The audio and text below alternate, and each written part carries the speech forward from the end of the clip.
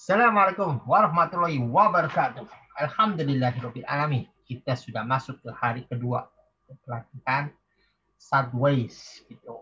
Nah, di hari kedua ini khusus untuk sesi ini kita akan rekaman sampai selesai gitu. Seperti biasa terbagi menjadi 4 sesi gitu. Sesi 1 bicara tentang substitution, jadi bagian dari smart strategy. Sesi 2 bicara modification adaptation, sesi ketiga bicara reversal dan thinking bridge, gitu.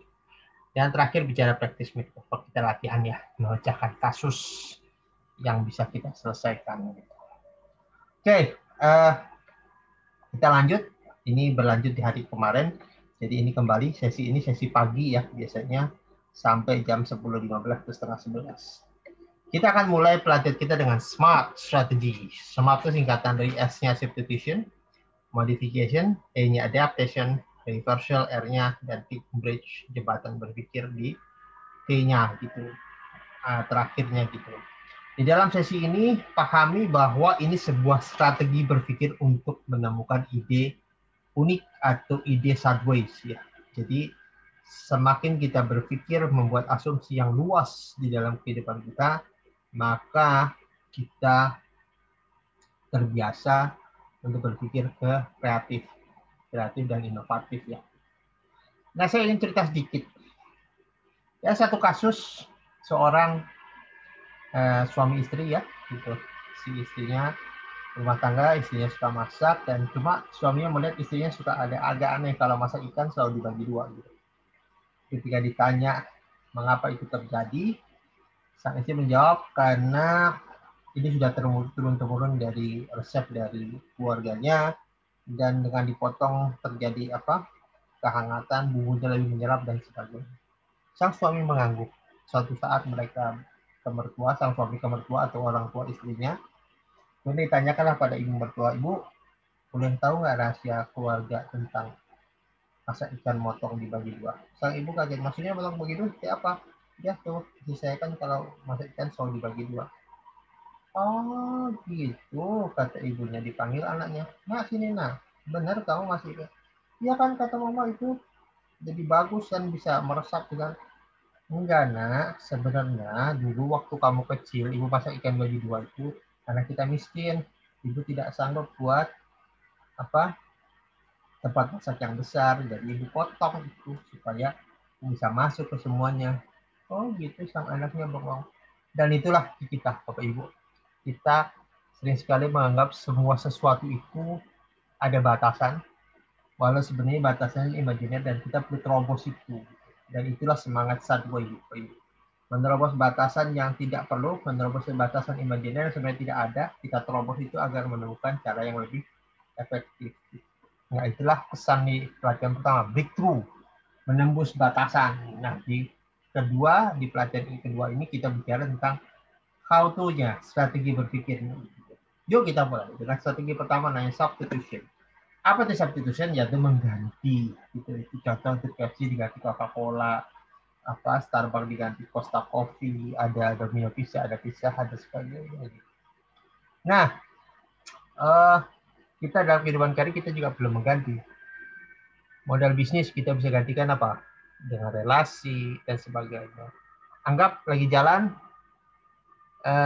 hujan, gitu. Tapi kita nggak punya payung, apa yang kita lakukan? Ya kita cari kantong plastik, ganti apa untuk nutupin atas, itulah pengganti namanya. Itu sebenarnya juga bagian dari kreativitas. Itu cuma tidak Sideways karena sederhana gitu. Resleting saat di jalan, sebenarnya itu pengalaman pribadi. Dulu saya mau presentasi, entah bagaimana, begitu mau presentasi kamar mandi sebentar, begitu mau narik celana, resletingnya patah, tak gitu. Dan itu longgar, nggak bisa ditarik gitu. Menarik juga menurut saya gitu. Jadi menjadi longgar dan ditarik turun terus. Menarik juga. Lalu apa yang saya lakukan ya sama, kunci resleting kan menutupin. Jadi waktu itu saya punya karena pakai semacam jas gitu, jasnya saya tutupin itu, dan saya tahan pakai tas karena presentasinya di atas di dekat meja, jadi tidak berdiri, maka saya lakukan itu sambil berdiri di atas meja. Alhamdulillah tidak terjadi apa-apa, tidak ada yang tahu satupun. Minimal itulah mental substitusi kita. mental mengganti barang ketika tidak ada lagi yang bisa kita cover supaya fungsinya tetap berjalan gitu. Dan ini yang mau kita diskusikan. Pertanyaan menarik di dalam substitusi ada pertanyaan bahan atau sumber daya apa yang bisa kita gantikan atau kita tukar untuk meningkatkan produk, menggantikan produk atau meningkatkan produksi. Itu misalnya kalau di pabriknya gitu. Produk atau proses lain apa yang bisa kita gantikan? Ini prosesnya kita ganti. Aturan apa yang bisa kita ganti? Ada aturan main yang bisa kita gantikan. Gojek termasuk merubah aturan main kan gitu. Dapatkah kita gunakan produk ini di tempat lain? Jadi menggantikan fungsi. Mengganti itu tidak harus produknya. Gitu. Apa yang terjadi jika Anda mengubah perasaan atau sikap Anda terhadap? Nah, ada kalanya kita produk itu sering sekali ini terjadi gitu. Ini sering terjadi. Ini sikap kreatif itu begini Bapak Ibu. Ada satu kejadian, dulu saya pernah kerja gitu. Saya termasuk manajer baru lah di sebuah kantor gitu ya. Gitu. Jadi saya masuk, lihat situasi, kemudian ada tempat sampah, ada beberapa barang. Kemudian saya panggil OB, saya suruh pindahkan tempat. Yang menarik besoknya, saya pagi-pagi datang, semua barang sudah kembali ke tempat. Saya tanya OB siapa yang gantiin? Ada pimpinan kita datang waktu itu ngelengok, kemudian digantikan ke tempat. Akhirnya saya bertemu satu pimpinan, kenapa Pak, boleh tahu nggak apa yang membuat Bapak ngerubah itu? Ya katakan dari dulu juga emang begitu gitu. Jadi tidak pernah ada alasan yang benar-benar real. Ini hanya alasan pembiasaan, alasan yang batasannya adalah batasan imajiner sebenarnya. Tidak ada alasan yang cukup tepat untuk menggantikan itu. Dan kalaupun kita gantikan, pahami bahwa dulu itu mungkin idenya ide yang bagus. Tapi ketika prosesi sudah berjalan seperti sekarang, tentu ada adaptasi terhadap kondisi yang berjalan. Disitulah kita butuh perubahan. Itulah makanya manusia susah berubah gitu. Dan kita rubah, dunia sudah berubah. Mungkin pernah dengar nama Thomas Cook ya, perusahaan yang hampir 120 tahun usianya. Terakhir kemudian kolaps karena tidak bisa ngikutin kegiatan digital. Karena mereka termasuk tidak mau berubah gitu. Dan dia tutup akhirnya gitu. Kita juga begitu. Mungkin juga kita akan ketinggalan zaman bila kita tidak mau berubah, beradaptasi pada perubahan. Baik, sekarang kita latihan namanya radikal, substitution skill, RAS. Disebut radikal karena kita akan berubah secara radikal. Gitu. Ini untuk memancing kita untuk menemukan substitusi. Gitu. Contoh, itu ada jus ya. Jus itu kan kalau nggak ada tomat bisa ganti jeruk, nggak ada jeruk bisa ganti nanas dan sebagainya. Artinya kita harus berani menggantikan. Ini contoh adalah itu ada wajan, ada tempatnya dan sebagainya, ada wajan terkait. Di situ Anda diminta latihan 7 membuat tabel. Nah, itu contohnya wajan, nanti contoh lain Bapak Ibu bisa gunakan gitu. Kita rinci dulu. Wajan itu komponennya apa aja? Pegangan kayunya, pegangan katelnya, wadah katelnya, mur katelnya kan ada gitu. Terus apalagi kalau bisa lebih detail lebih bagus. Kemudian itu bahannya gitu. Nah, kita ganti. Seandainya tidak ada gagang kayu, kita bisa ganti dengan apa gitu. Agar fungsinya tetap bisa berjalan. Itu gagang sapu, kita ganti tempat ember untuk pegangin itu atau apa gitu. Nah, tugas Anda adalah membuat itu. Bahan-bahan pengganti. Andai pegangan kayu itu tidak ada, kira-kira mau pakai bahan apa? Oke? Gitu. Itu menarik deh. Substitusinya apa? Kita tulis dulu bahan-bahan pengganti dari bahan itu. Kalau bahan itu tidak ada. Kemudian di bagian substitusi, Anda isi itu dengan bagaimana merancangnya, bagaimana memasangnya. Jadi misalnya tuh katel, bahannya kita ganti dengan gagang pintu. Kira-kira masangnya seperti apa? Dipasang, dibengkokin, diapain gitu. Itu ditulis di situ di sebelahnya gitu. Itu maksudnya di situ. Substitusinya kira-kira dalam bentuknya seperti apa gitu. Agar bisa menjalankan fungsinya gitu.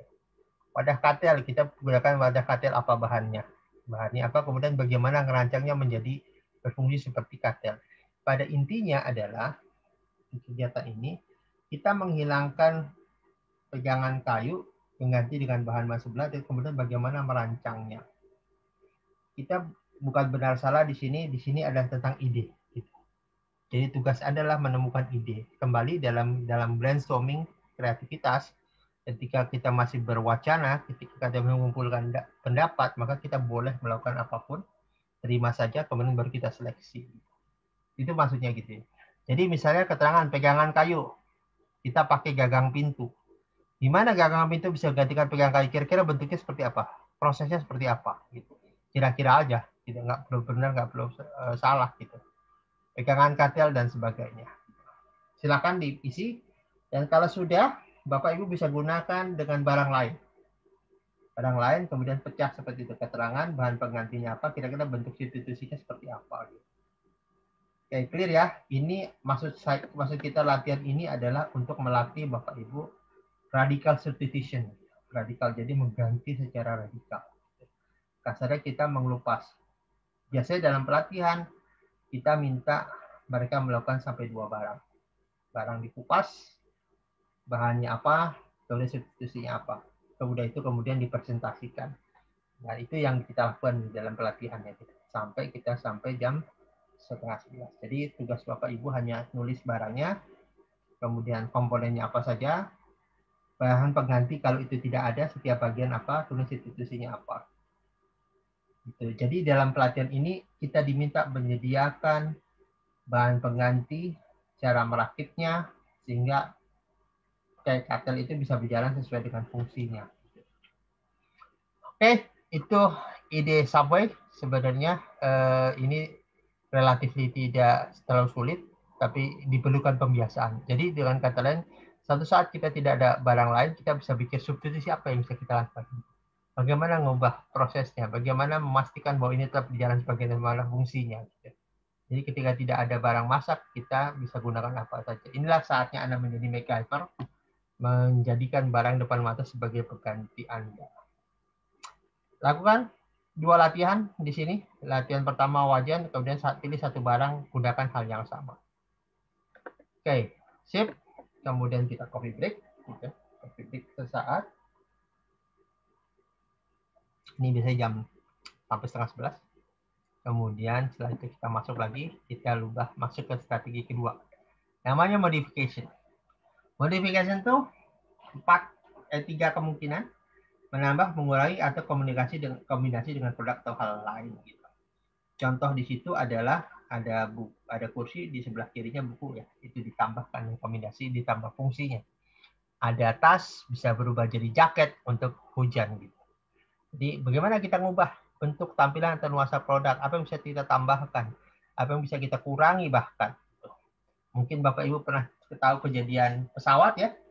Pesawat mengurangi layanan agar bisa terbang dengan low carrier gitu, low cost gitu. Dan banyak orang bisa berangkat pakai pesawat. Gitu. Nah, itu yang artinya mengurangi. Jadi bisa menambah atau mengurangi gitu. Dan fokus pada fungsi. Itu yang kita lakukan. Nah, itu ada bakso urat gitu. Nah, itu sengaja kita taruh. Ini sebenarnya masuk ke latihan 8. Latihan 8 ini yang kita lupa kita lupa taruh ke latihannya, tapi boleh Bapak Ibu lakukan. Kalau Bapak Ibu memberikan nasihat, tukang bakso datang kedatangan klien nih, gitu. Pak, saya tukang bakso urat nih Pak. Gimana ya supaya saya cepat laku, produk saya perlu diapain ya gitu. Tugas Anda adalah menemukan kira-kira mau diapain, dimodifikasi seperti apa yang perlu ditambah, apa yang perlu dikurangi, atau dikombinasikan dengan produk atau hal lain. Kira-kira apa yang bisa Bapak Ibu lakukan? Ini PR ya Bapak Ibu. Kira-kira dimodif seperti apa agar si tukang bakso ini bisa berjualan dengan unik dengan produknya, bisa berubah dengan produknya, bisa berubah dengan layanannya, apapun itu agar memastikan bakso si tukang bakso jalanan ini laku barang dagangan. Kira-kira bentuknya seperti apa? Nah, silahkan pikirkan itu. Kita kembali pakai teknik modifikasi. Ada yang kita tambah, kita kurangi, kita komunikasikan dengan produk atau hal lain apa. Nanti kita akan belajar bagaimana memecahkan tantangannya. Insya Allah nanti kita bahas lagi. Kalau nggak salah, maaf sebentar. Ini, oh, ini menjadi kasus kita lah. Itu menjadi kasus kita. Latihan 8, oke. Itu nanti dibahas di belakangan. Oke, sebentar ya. Oke, berarti itu udah dibahas di belakang. Nanti masuk ke latihan 8. Kita masuk ke adaptasi dulu nih. Adaptasi. Ini strategi ketiga nih ya. Tadi modifikasi, sekarang beradaptasi. Bagaimana membangun adaptasi? Adaptasi ini menarik karena ini membuat ide kita bisa sangat unik. Jadi teknik adaptasi sederhana, kita memodel produk atau gaya berpikir dari sebuah proses bisnis di tempat lain untuk dibawa ke kita. Contoh ya, ini sebenarnya pabrik bengkel di Medan. Dia memodel gaya hotel bintang 5 dalam melayani kliennya. Jadi gaya hotel bintang 5 dia model, dia pelajari prosesnya, dia pelajari job desk setiap orangnya, dia buat kualifikasi untuk bisa mengejar job desk itu, kemudian beradaptasi. Caranya seperti ini, dia lihat hotel ketika datang orang, kemudian mencatat, ditanyakan kamar berapa, booking gitu, kemudian apa kebutuhannya apa gitu. Setelah itu dia datang, ada bellboy, bawain koper kita, taruh, kemudian masuk ke hotel, kemudian dinyalakan AC-nya semua, kemudian kita diberikan first drink pertama, first drink kadang di luar, kadang di dalam kamar gitu. Kemudian silahkan minum dan kita bisa istirahat dengan tenang. Gitu. Itu dilakukan oleh sebuah bengkel. Bengkel mempelajari itu, dia pelajari prosesnya, dia pelajari job desk-nya dia, gitu. Job desk untuk bisa mempunyai kualifikasi seperti apa pelayan resepsionis dan sebagainya, kualifikasi seperti apa untuk mendapatkan itu dia rekrut, kemudian diadaptasikan prosesnya. Jadi di bengkel itu orang datang, ditanya tantangannya apa, masalahnya apa, mobil segala, kemudian dibuat kamar-kamar di dalamnya. Jadi ada kamar-kamar, semacam kamar-kamar gitu, untuk menunggu. Di dalam kamar itu diberikan kenyamanan, diberikan games, diberikan apa gitu. Kemudian menunggu, nanti ditelepon di dalam kamarnya itu, di dalam ruangnya itu, kalau mobil sudah selesai. Menarik tuh sebenarnya, cara kerja bisnis lain dibawa ke kita. Sebenarnya itu juga dilakukan oleh Gojek, gitu kan? Dia membawa konsep bisnis jual beli barang pada Gojek, pada ojek, dan dibawakan itu sebenarnya diadaptasikan, dipas-pasin dengan proses kerjanya. Jadi dia mengambil adaptasi ke dalam prosesnya. Di langkah pertama di ruang masalah adaptasi, lihatin bisnis orang, gimana prosesnya. Kemudian pelajari prosesnya, kemudian dia aplikasi ke dalam bisnisnya, diadaptasi lah gitu. Sehingga ketemulah proses bisnis yang unik. Jadi ini sebenarnya bagus untuk proses bisnis. Gitu. Proses layanan sebuah bisnis. Oke, nah ini tugas Anda. Latihan 8 ya, Pak So. Kita punya 3 tools, bisa substitusi, bisa modifikasi, bisa adaptasi. Kita mau pakai teknik apa untuk membuat perubahan pada si tukang bakso ini? Gitu. Silahkan, mau dalam berubah layanannya atau merubah konten produknya, silahkan gunakan itu dengan lebih banyak, lebih menarik. Gitu. Oke, silahkan tulis. Nah, ini latihan 8 ya, biasanya kita gunakan dan kita berdiskusi, menemukan ide-ide unik. Gitu. Biasanya kalau ide unik, kita lebih suka pakai adaptasi karena itu ketemu ide unik. Oke, kita berhenti di sini untuk makan siang. Inilah sesi ke-6 ya, untuk makan siang dan sebagainya. Setelah selesai teknik latihan 8 bisa dipresentasikan, gitu, menemukan ide unik. Oke, nah sekarang kita masuk berikutnya setelah makan siang, teknik reversal. Ini juga bagian dari gaya kita merubah konsep. Teknik reversal adalah teknik untuk membalikan asumsi, proses, atau aturan dari sebuah bisnis ataupun sebuah proses kerja. Misalnya kita dulu kalau makan masuk ke restoran kan, kemudian duduk, lihat pesanan, pesan makanan, kemudian bayar. Tapi sekarang kan prosesnya diganti, dulu urutannya gitu. Datang kayak ke fast food kan, milih makanan ambil sendiri, gitu. Bayar dulu, duduk, makan baru pulang. Gitu. Disinilah kita bisa membalikan proses, membalikan ide dan asumsi. Ada orang mengatakan gini misalnya, aduh Jakarta macet ya gitu, tapi butuh keluar nih buat cari duit. Kalau nggak keluar gimana nggak cari duit gitu. Ini adalah pola pikir asumsi awal. Jadi butuh cari duit untuk makan. Kalau nggak keluar kita nggak bisa cari duit gitu. Maka kita bisa gunakan asumsi, namanya provokatif nih. Ide provocation di dalam teknik lateral namanya PO, provocative operation. Di dalam teknik reversal ada namanya ide provokasi dengan mengubah asumsi. Kalau asumsi awal adalah cari uang, macet, kemudian buat makan, kita akan buat asumsi kita tidak perlu keluar, tidak perlu bermacet ria, tapi tetap dapat uang. Kira-kira apa idenya? Gitu, asumsi. Gitu. Jadi kita mulai membalikan asumsi. Bisa aja mungkin idenya adalah ya dagang online. Gitu. Dagang online nggak perlu keluar rumah, nggak perlu macet. Jadi kita rubah asumsi. Atau rubah proses. Tadi diurutin, kemudian dibalik prosesnya. Kayak kita kalau didasarkan pulang bayar dulu kan pesan makanan, makan, bayar, pulang. Ini datang bayar, datang langsung bayar, kemudian makan baru pulang. Dibalik prosesnya. Jadi yang tadi bayar dulu ini bayar tadi bayar belakangan, sekarang bayar dulu. Itu membalikan proses gitu. Aturan juga gitu bisa kita rubah. Gitu. Aturan itu bisa ditetapkan kan, seperti halnya Fresker itu kan. Pusing, sakit kepala, kemudian usap-usap pakai minyak, kita harus tahan dengan baunya. Jadi tahan aja dengan baunya gitu. Itu aturannya. Kemudian aturannya dibalik gitu kan. Jadi baunya tetap nyaman gitu. Pusing kita hilang karena banyak hangatnya ada. Gitu. Ini merubah aturan. Jadi kembali kita mau main mana? Main rubah asumsi, rubah proses atau rubah aturan. Pilihannya di situ reversal. Nah itu seperti halnya mobil rumah itu kan hasil pembalikan aturan. Orang bisa datang, rumahnya stay, datang di situ, kemudian beraktivitas di dalam rumah segala. Sekarang rumahnya kita bawa, gitu. Kita merubah aturan gitu. Rumahnya kita bawa kemana-mana gitu. Jadi kita rumahnya tidak ada di tempat, tapi rumahnya ada di mana-mana. Jadi kita ngerubah aturan. Gitu. Ini kembali itu tentang kita mau kemana, reversal atau pembalikan, balik asumsinya, balik prosesnya atau balik aturannya. Clear ya? Itu reversal. Sekarang teknik thinking bridge. Teknik thinking bridge itu adalah jembatan berpikir.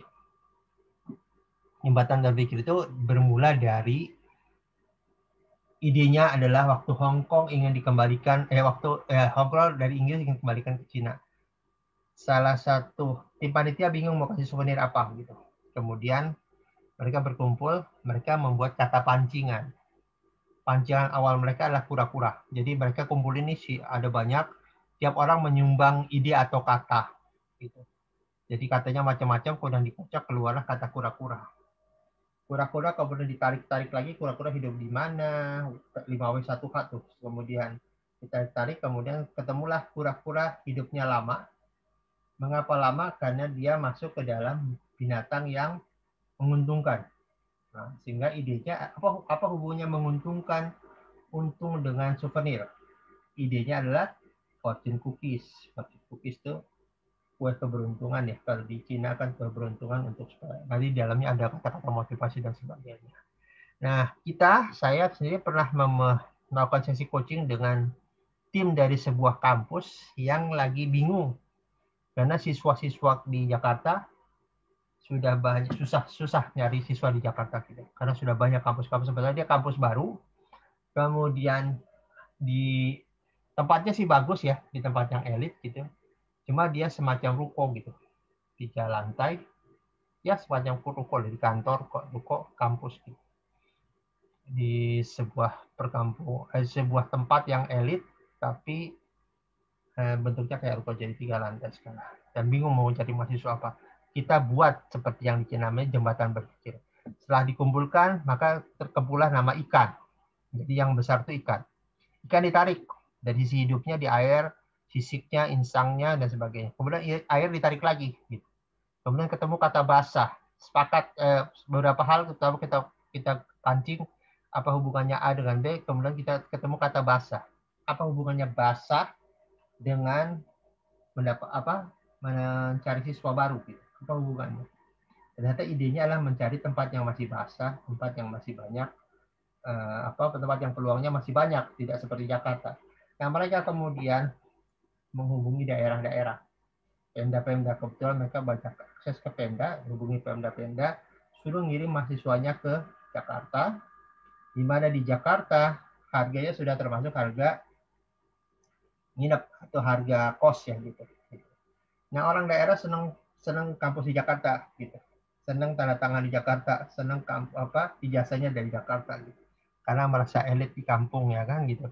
Dan akhirnya mereka sampai sekarang saya dengar itu kampusnya di Jakarta tapi banyak orang daerah gitu. Utusan dari Pemda-Pemda dan yang bayar kuliahnya Pemda-Pemda gitu. Beasiswa dan sebagainya. Itulah fungsinya tinggi jembatan berpikir.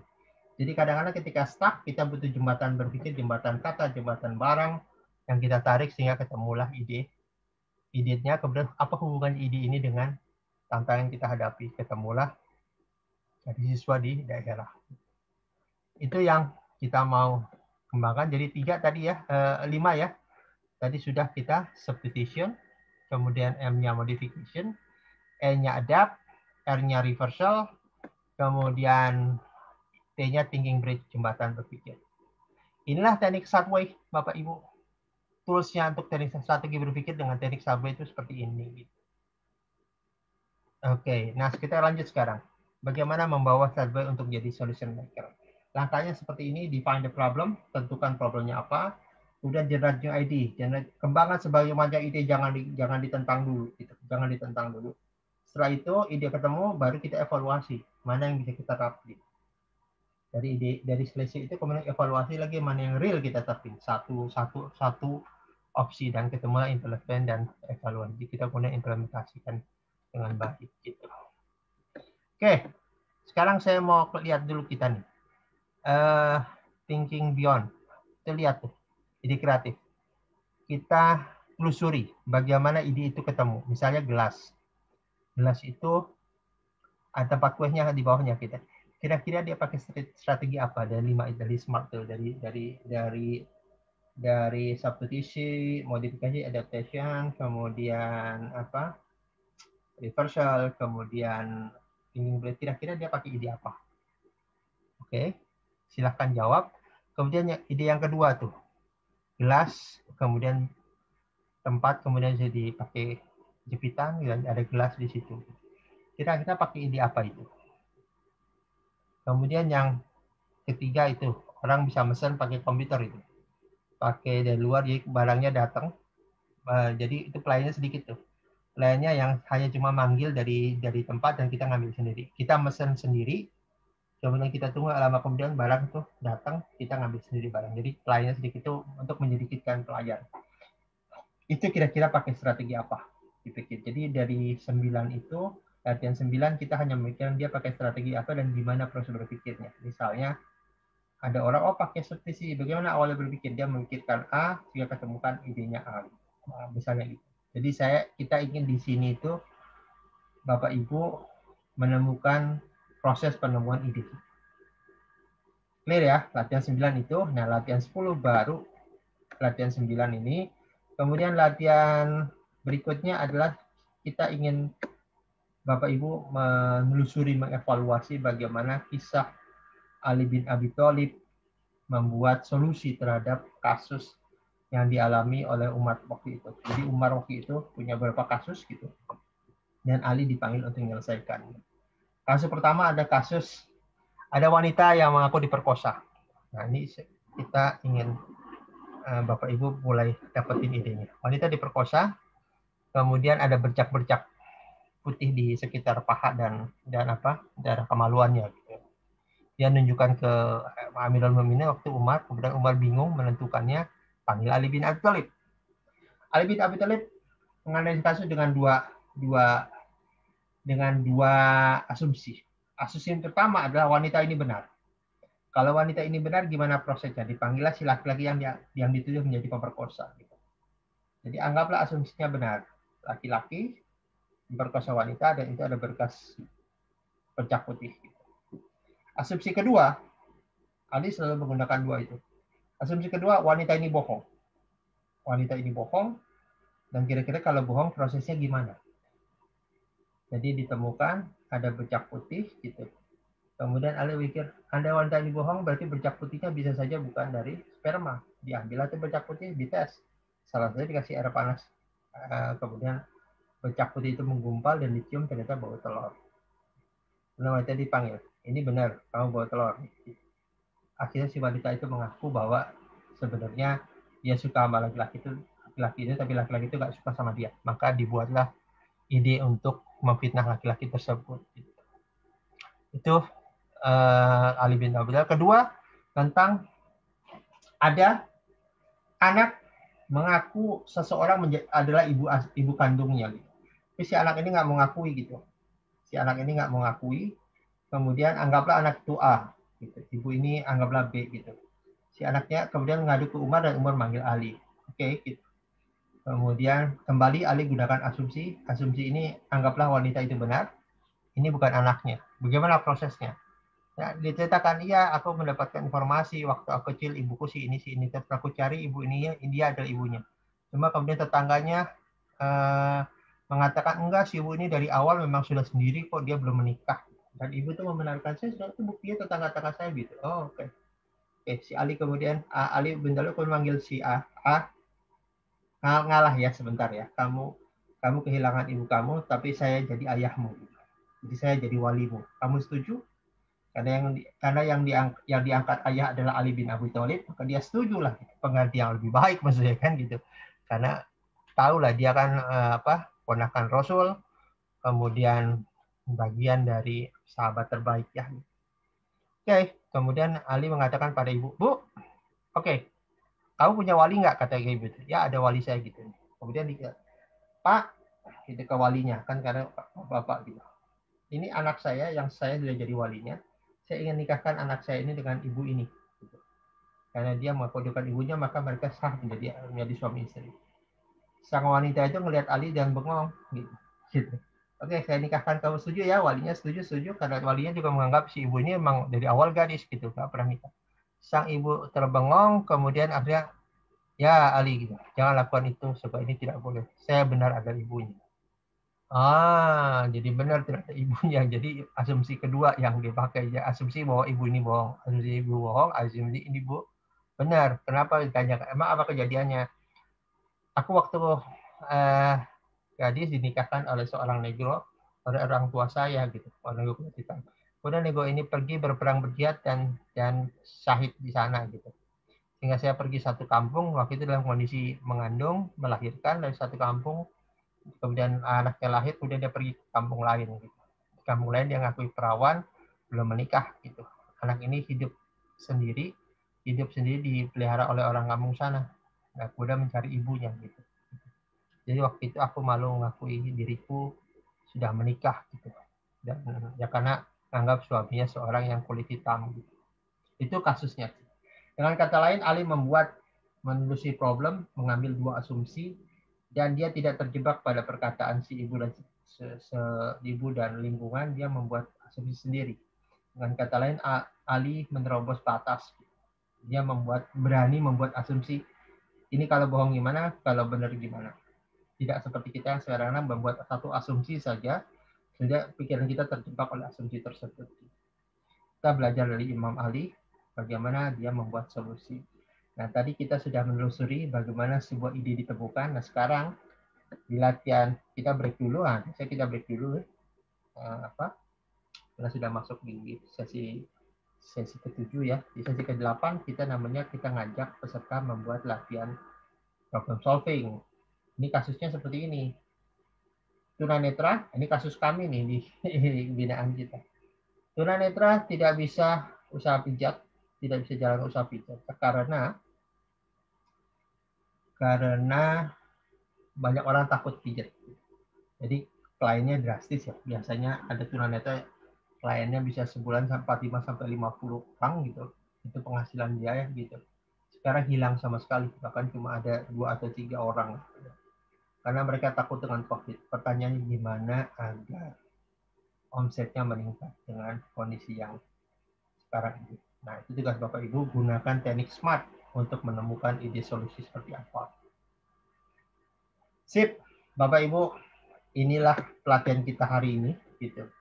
Pelatihan kita hari ini, silahkan temukan solusi, silahkan kembangkan jawabannya, nanti di grup Bapak Ibu bisa temukan, bisa sharing semua jawaban Ibu dari latihan 1 sampai 10, silahkan di-sharing, kita sama-sama akan diskusikan. Oke, Bapak Ibu, inilah materi kita. Saya berpesan jadilah inovator kehidupan, jadilah solution maker di hadap kehidupan seperti Ali bin Abi Thalib. Kita menjadi narasumber solusi bagi lingkungan kita, dan harapannya Kreamos, komunitas kreatif, mungkin komunitas kreatif satu-satunya yang mengandalkan pikiran. Jadi bukan selama ini komunitas kreatif itu lebih ke produk dan sebagainya. Kita lebih ke proses. Bagaimana kita mengajari orang memproses agar timbul suatu ide-ide kreatif. Dan nanti di grup Kreamos, di keanggotaan Kreamos kan ada yang boleh jadi trainer tuh. Silahkan tanyakan cara menjadi trainer. Kemudian kalau hanya untuk menjadi anggota dan membiasakan diri berkreatif, silahkan juga. Gitu. Semuanya bisa untuk kita semua. Baik, terima kasih. Mohon maaf ada salah. Assalamualaikum warahmatullahi wabarakatuh.